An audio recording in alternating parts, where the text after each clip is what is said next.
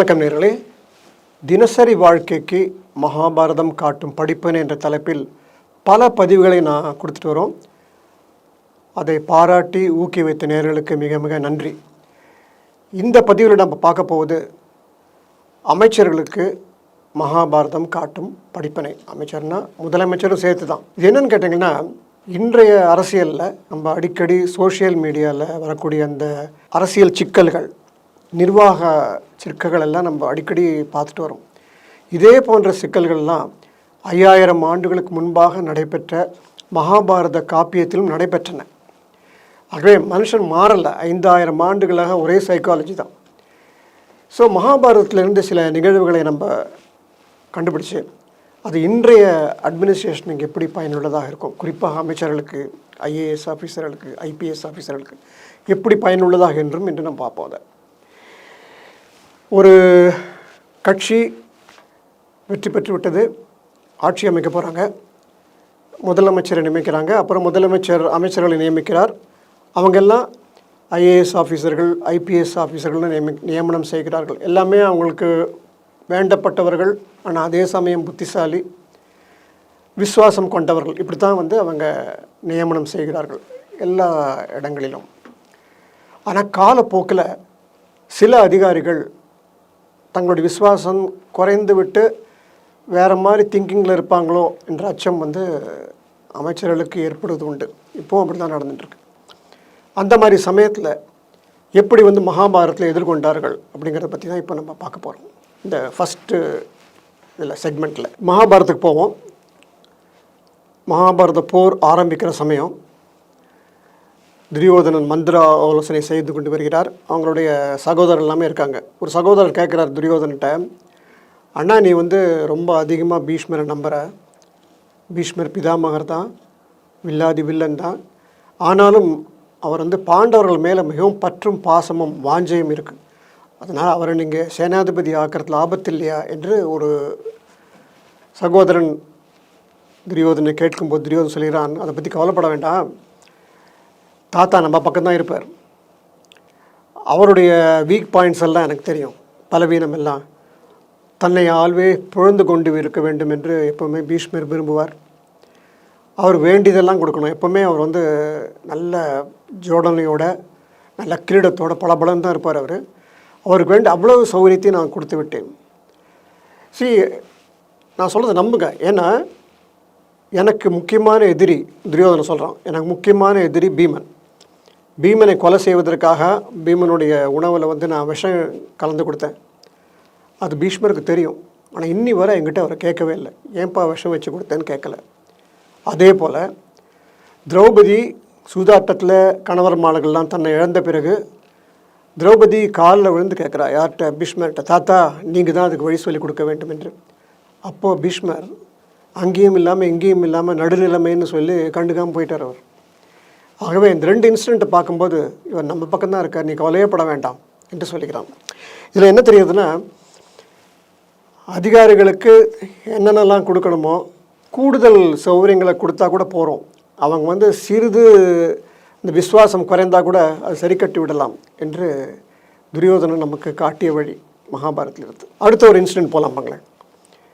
ஒரு பதவி, அந்த பதவிக்கு 2 ஐஏஎஸ் ஆஃபீஸர்கள் போட்டி போடுகிறார்கள். 2 பேருமே புத்திசாலிகள், 2 பேருமே அமைச்சருக்கு மிக மிக நெருங்கியவர்கள். யார் கொடுக்கறது? இதே தர்ம சங்கடம் தான் துரியோதனுக்கும் வந்தது. போர் ஆரம்பிப்பு முன்பாக பொதுமக்கள்லாம் என்ன நினச்சாங்கன்னா, கர்ணனுக்கு ஒரு பெரிய போஸ்ட் கிடைக்கும் அப்படின்னு. கர்ணனே நினச்சான் தனக்கு உதவி சேனாதிபதி போஸ்ட் கிடைக்கும்னு சொல்லிட்டு. ஒரு 30% மக்கள் கர்ணன் தான் சேனாதிபதி ஆவான்னு நினைத்தார்கள். ஆனால் 70% என்ன நினச்சாங்கன்னா, இல்லை பீஷ்மர் எப்படி விட்டு கொடுக்க மாட்டான், நிச்சயமாக உதவி சேனாதிபதி போஸ்ட் கர்ணனுக்கு தான் கொடுக்கப்பட வேண்டும் என்று சொன்னார்கள். அது நடக்கலை. சேனாதிபதி போஸ்ட்டை துரியோதனன் பீஷ்மருக்கு கொடுத்த உடனே பீஷ்மர் தன்னுடைய வேலையை காமிக்க ஆரம்பித்தார். கர்ணன் பக்கம் திரும்பவே இல்லை. கர்ணன் ஒரு அனாதை, அவனுடைய ஆரிஜின் தெரியல, அதனால் நான் அவனுக்கு எந்த பதவியும் கொடுக்க மாட்டேன் என்ற ஒரு சத்திரிய ரத்தம் கொஞ்சம் கூட கண்டுக்கவே இல்லை. கர்ணனுக்கு எந்த போஸ்ட்டுமே கொடுக்கல. இது நடக்கும் என்று துரியோதனுக்கு கண்டிப்பாக தெரியும். ஆனால் கூட அவன் மனசில் பயமே இல்லை. என்ன அப்படி கோவப்பட்டாலும் 2 ஹவர் கோவப்படுவான் கர்ணன். ஏன்னு கேட்டிங்கன்னா, தேரோட்டி மகனாக இருந்த கண்ணனை அங்கதேச அரசனாக்கி அவனுக்கு அவ்வளவு சௌரியம் பண்ணி கொடுத்துருக்கேன். அதனால் இந்த கோவம் வந்து ஒரு ஷார்ட் லீவ்டு தான். அது மட்டுமல்ல, கர்ணனுடைய நெருங்கிய தோழியும் துரியோதனின் மனைவியான பானுமதி. அதனால் மனைவி விட்டு அவனை வந்து சமாதானப்படுத்த சொல்லலாம் என்ற தைரியத்தில் இருந்த இதுதான் நடந்தது. மகாபாரதத்தில் இந்த இன்சிடென்ட் குறிப்பிடப்படவே இல்லை. கர்ணன் சினிமாவில் பத்மாவதி தான் வந்து கர்ணனை சமாதானப்படுத்துகிறாங்க. பரவாயில்ல அண்ணா, கவலைப்படாதே, உனக்கு அடுத்த போஸ்ட் உனக்கு தான் கொடுக்க போகிறாருன்ட்டு. என்ன ஒரு அருமையான ஸ்ட்ராட்டஜி பாருங்களேன் இதை. அதாவது ரொம்ப அழகாக துரியோதன் மேனோவர் பண்ணி முன்னாடியே திங்க் பண்ணுறோம். இது வந்து இன்றைய காலகட்டத்தில் நடந்து கொண்டு வருகிறது. அப்புறம் அனதர் எக்ஸைட்டிங் இன்ஃபர்மேஷன், தேர்தல் வரப்போகிறது. 2 கட்சிகள் போட்டியிடுகிறார்கள். 2 பேருமே பவர்ஃபுல், அதாவது மக்களுடைய ஆதரவு பெற்ற 2 பேர். ஆனால் ஒரு அரசியல் கட்சி மாத்திரம் ரொம்ப பணம் செல்வாக்கு உள்ளது. மற்ற கட்சியில் உள்ள ஒரு பிரமுகரை எப்படியாவது தன் கட்சிக்கு இழுக்க வேண்டும் என்ற ஆசை இவர்கள் வந்து விடுகிறது. இப்போது தான் நடந்துகிட்ருக்கு. கட்சி மாறி இங்கே வருது. அதற்கு அந்த பிரமுகருக்கு என்ன வேணுமோ அவர் கொடுப்பாங்க. கோடிக்கணக்கில் பணம், பில்டிங்ஸ், எது வேணாலும் கொடுக்க தயாராக இருக்குது. அப்படி கொடுத்து தான் பல பேர் வருகிறார்கள். இதே மாதிரி சுச்சுவேஷன் 5000 ஆண்டுகளுக்கு முன்பாக நடைபெற்ற மகாபாரதத்தில் நடைபெற்றது. என்னென்னு கேட்டிங்கன்னா, சல்லியனுடைய கதை. யார் அந்த சல்லியன்? பாண்டு மகாராஜுக்கு 2 மனைவி. ஒன்று வந்து குந்தி, மற்றொன்று மாந்திரி. மாந்திரியுடைய சகோதரன் தான் வந்து சல்லியன். வில்லாதி வீரன், கர்ணனுக்கு இணையான போர் வீரன், பாண்டவர்களுக்கு மிகவும் நெருக்கமானவன். அவனுக்கு எப்படியாவது கௌரவர் பக்கம் சேர்த்துடணும்னு சொல்லிட்டு ஒரு பெரிய ஸ்ட்ராட்டஜி உருவாக்கினான் துரியோதனன். அது என்னங்கிறத பார்ப்போம். போர் ஆரம்பித்த உடனே சல்லியன் வந்து தன் படைகளை அழைத்து கொண்டு வருகிறான். இந்த படைகள் எங்கெங்கெல்லாம் தங்குமோ அங்கெல்லாம் வந்து நீர்ப்பந்தல் வச்சு, உணவு பந்தல் வச்சு இலவசமாக சுவையான உணவு வழங்கப்படுகிறது. சல்லியன் என்ன நினைக்கிறான்னா, இது வந்து பாண்டவர்கள் தான் கொடுத்துருப்பாங்கன்னு நினைக்கிறான். யார் கொடுத்தாங்கன்னே தெரியல. இந்த மாதிரி படையை கிட்டத்தட்ட ஒரு 8 இடத்துல போன பிறகு சல்லியனுக்கு தாங்க முடியல. யாரும் எனக்கு கொடுக்குறாங்களோ, அந்த உணவுக்கு எனக்கு கொடுக்குறாங்களோ அவங்களுக்கு நான் வரம் ஒன்று தருகிறேன், அவங்க பக்கம் நான் இருக்கேன் அப்படிங்கிற மாதிரி சொல்லு, பாண்டவர்கள் போய் சொல்லுங்கிறான். யார் சல்லியன் நினைக்கிறான் இந்த சௌகரியங்கள்லாம் கொடுத்தது பாண்டவர்கள் தான் என்று. கடைசியில் பார்த்தா துரியோதனன் வந்து நிற்கிறான். மாமா, நான் தான் உனக்கு எல்லாமே கொடுத்தேன், என் பக்கம் நீ சேரு என்று சொல்கிறான். வேறு வழி இல்லாமல் சல்லியன் சேர்கிறான். அந்த காலத்தில் வந்து சத்தியத்துக்கு வாக்கு கொடுத்து தவற மாட்டார்கள். அதனால வேறு வழி இல்லாமல் இந்த ஸ்ட்ராட்டஜி பாருங்களேன். ரொம்ப இன்ட்ரெஸ்டிங்கான விஷயம். பாண்டவர்கள்கிட்ட பணம் இல்லை, செல்வம் இல்லை. ஏன்னா 12 ஆண்டுகள் காட்டில் இருக்காங்க. அதனால் அவங்களுக்கு வந்து இப்போ தான் சேர்த்துட்டு வராங்க. அந்த சமயத்தில் வந்து சல்லியனை பற்றி அவங்க நினைக்கவே இல்லை. எப்படியும் மாமா நம்ம பக்கம் சேர்ந்துடுவார்னு சொல்லிட்டு அலட்சியமாக இருந்ததுடைய பலன் தான் இது. அது அழகாக அந்த சைக்கிள் கேப்பில் வந்து துரியோதனன் சல்லியனை தன் பக்கம் இழுத்து கொண்டு விடுகிறான். இதே தான் இப்போவும் நடக்கிறதுங்க அரசியலில். செல்வாக்கையும் அரசியல் பலத்தையும் பயன்படுத்தி கொண்டு மற்ற கட்சியிலிருந்து ஒருவரை தன் கட்சிக்கு இழுத்துக்கொள்வது என்பது 5000 ஆண்டுகளுக்கு முன்பாகவே மகாபாரதத்தில் கூறப்பட்டிருக்கிறது. இந்த காலத்து மினிஸ்டர்ஸ்க்கு எல்லாருமே ட்ரஸ்டட் பீப்புள் இருப்பாங்க, நம்பிக்கைக்குரிய மனிதர்கள். அவங்களுக்கு தான் வந்து எல்லா ரகசியங்களையும் அமைச்சர்கள் சொல்வார்கள். அவனை என்ன சித்திரவதை பண்ணாலும் அவர்கள் வந்து ரகசியத்தை வெளியே விட மாட்டார்கள். அந்த அளவு ட்ரஸ்டட் பீப்புள். அந்த காலத்துலேயும் மகாபாரத்லேயும் இதே மாதிரி ட்ரஸ்டட் பீப்புளாக இருந்திருக்காங்க. புரோசனன்கிறவன் தான் துரியோதனுடைய ட்ரஸ்டட் அதிகாரி. அவங்ககிட்ட வந்து துரியோதனன் ஒரு பெரிய பொறுப்பை கொடுக்கிறான். என்ன பொறுப்புனா, நீ பாண்டவர்களை கொல்ல வேண்டும், அதுக்கு ஒரு ஐடியா ஒன்று பண்ணி கொடுன்னு சொன்னோன்னா அவங்க அரக்கு மாளிகை உருவாக்கிறார்கள். இது எல்லோரும் தெரிஞ்ச கதை தான். அது பாண்டவர்களை உசுப்பி விட்டுட்டு அங்கே வந்தவங்கள்லாம் ரொம்ப மகிழ்ச்சியாக இருக்கலாம்னு சொல்லிட்டு 5 பேர் மட்டும் அரக்கு மாளிகைக்கு போகிறாங்க. அந்த மாளிகை முழுக்க சீக்கிரமாக பற்றி கொள்ளக்கூடிய அளவுக்கு கலந்து இம்ப்ளிமெண்ட்ஸ் கலக்கப்பட்டது. குங்குலியம் அப்புறம் எல்லாமே கலந்தது. ஆகவே ரொம்ப சீக்கிரமாக அது நெருப்பு பற்றிக்குன்னு சொல்லிட்டு. ஸோ இந்த ட்ரஸ்டட் பீப்புளை வைத்துக்கொண்டு இந்த மாதிரி வேலைகளை செய்வது 5000 ஆண்டுகளுக்கு முன்பாகவே இருந்திருக்கிறது. இப்போ இருக்கிற மாதிரி தான். இப்போது அந்த அரக்கு மாளிகையை பற்றி ஒரு முக்கியமான ஒரு டிபேட்டை உங்கள் முன் வைக்கப் போகிறேன். உங்களுடைய கருத்துக்களை நாங்கள் வரவேற்கிறோம் கமெண்ட்ஸில். அரக்கு மாளிகையில் பாண்டவர்களை கொல்ல வேண்டும். புரோசனம் முன்னாடி போயிட்டாங்க. Duryodhana trusted man. ஒரு இரவில் அவங்களுக்கு பாண்டவர்களுக்கு மயக்க மருந்து கொடுத்து விட்டு அந்த மாளிகை முழுக்க நெருப்பால் எரிய விட்டுட்டு தான் வெளியில் வந்தோம்னாங்கிற பிளான். இந்த திட்டத்தை பாண்டவர்கள் முன்பாகவே தெரிந்து கொண்டு விடுகிறார்கள். Some kind of intuition. மறுநாள் இரவு புரேசனன் பெரிய ஒரு டின்னர் கொடுக்க போகிறான். யாருக்கு? பாண்டவர்களுக்கு. அதில் மயக்க மருந்து கொடுத்து அவளை சாகடிக்க அவளை மயக்க மருந்து கொடுத்து மயங்க விழ செய்ய போகிறான். அப்புறம் நெருப்பு பற்ற வைக்க போகிறான். இதான் இவங்க என்ன பண்ணிடுறாங்கன்னா, ஒரு நாள் முன்னாடியே இந்த காட்டில் வசிக்கும் வந்து ஒரு வேடவ அம்மையார் அவங்களோட 5 குழந்தைகளை அழைச்சிட்டு வராங்க. யார்? பாண்டவர்கள் அழைச்சிட்டு வந்து அவங்களுக்கு நல்ல விருந்து கொடுத்து மயக்க மருந்தையும் கொடுத்துட்டு அவங்க மயங்கி விழுந்தவுடன் புரேசன் அங்கே இருக்கான், அவனுக்கு தெரியாமையே பீமன் அர்ஜுன் எல்லாம் சேர்ந்து அந்த அந்த அரக்கு மாளிகையை பற்ற வைத்து விட்டு அவங்க சுரங்கப்பாதை வழியாக போய்விடுவார்கள். செத்து போனது யாருன்னு கேட்டீங்கன்னா புரேசனை தவிர வேடுவச்சி மற்றும் அவருடைய 5 குழந்தைகள். அதை பார்த்துட்டு எல்லாம் என்ன நினச்சாங்கன்னா பாண்டவர்கள் செத்து போய் விட்டார்கள் நினைக்கிறார்கள். இப்போ ஒரு கேள்வி என்ன, இது வந்து நியாயமா?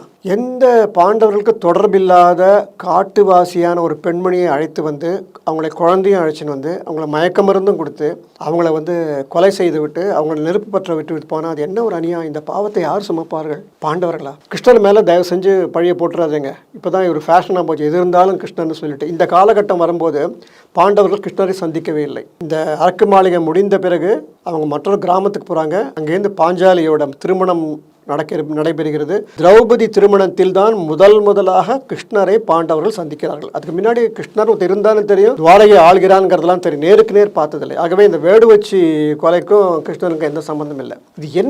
இதுக்கு என்ன பதில் கொடுப்பீர்கள்? வியாசர் 2 வரியில் முடித்து விடுகிறார்.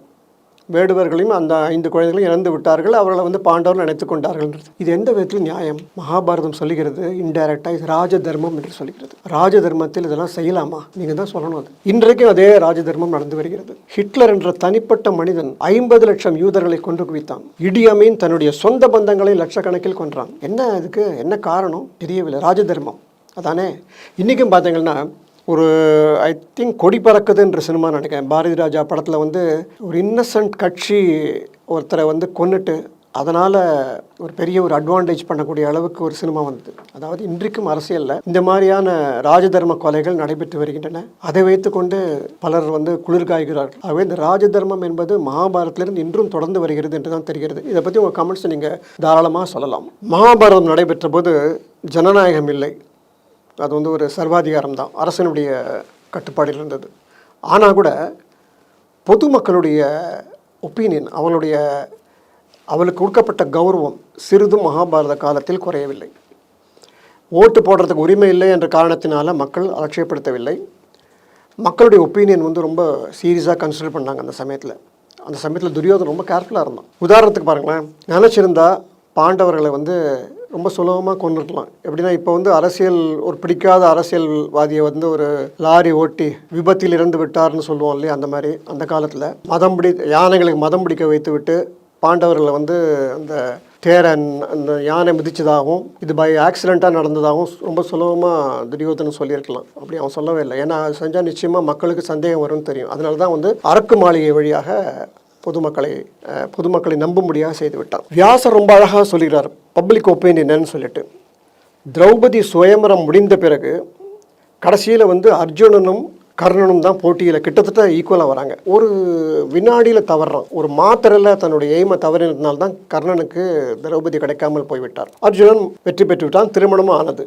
அப்போது அங்கிருந்த க்ரௌட் இருக்கு இல்லையா, என்ன சொன்னாங்கன்னா பாதி பேர் வந்து அர்ஜுனனுக்கு நிகர் அர்ஜுனன் தான் சொன்னாங்க. மிச்சம் 50 பேர் வந்து கர்ணன் தான் உயர்ந்தவர் என்று சொன்னார்கள். அதாவது பொதுமக்கள் எப்பவுமே ஒரே ஒரு அரசியல் தலைவரை வந்து 100% விரும்ப மாட்டார்கள். எப்படியும் கொஞ்சம் பர்சன்டேஜ் ஆகும், 70-30 இருக்கும், 40-60 இருக்குமே தவிர ஒரு தலைவரை வந்து 100% எனக்கு பிடிக்கும்னு சொன்னவங்க கிடையவே கிடையாது உலக வரலாற்றில். இதை மகாபாரதம் வியாசர் ரொம்ப அழகாக சொல்கிறார். மகாபாரதத்தில் 50-50 தான். இந்த பக்கம் கர்ணனுக்கு 50%, இந்த பக்கம் அர்ஜுனனுக்கு 50%. இதுதான் வந்து எப்படி பொதுமக்களுடைய சைக்காலஜியை வந்து வியாசர் ரொம்ப அழகாக அவர் வந்து சொல்லியிருக்கிறார்.